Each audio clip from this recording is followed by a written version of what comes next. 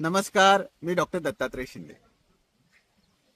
आजकाल बऱ्याच पालकांचा आपल्या मुलांबद्दल एक तक्रार असते. मुलं खूप आळशी आहेत, असं त्यांचं म्हणणं असतं.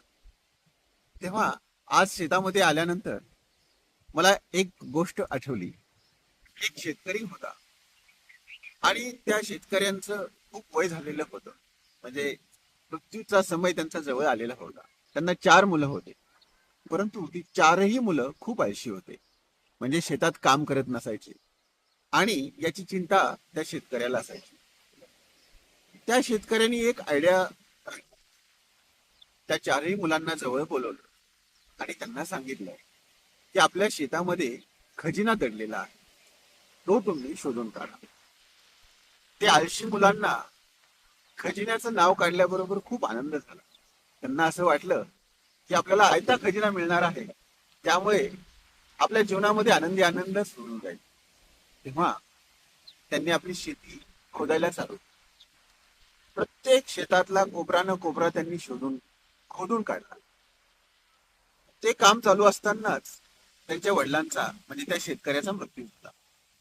त्यांना तो खजिना तर काही सापडला नाही, परंतु शेती खोदण्यामुळे ती जमीन अत्यंत सुपीक झाली आणि त्यांनी त्याच्यामध्ये मग पेरणी केली.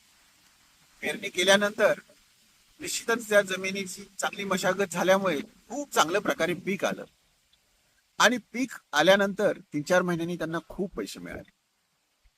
तेव्हा त्यांना खूप आनंद झाला आणि त्यावेळेस त्यांच्या लक्षात आलं की आपल्या वडिलांनी खरा खजिना जो आहे तो आपल्याला सांगितलेला.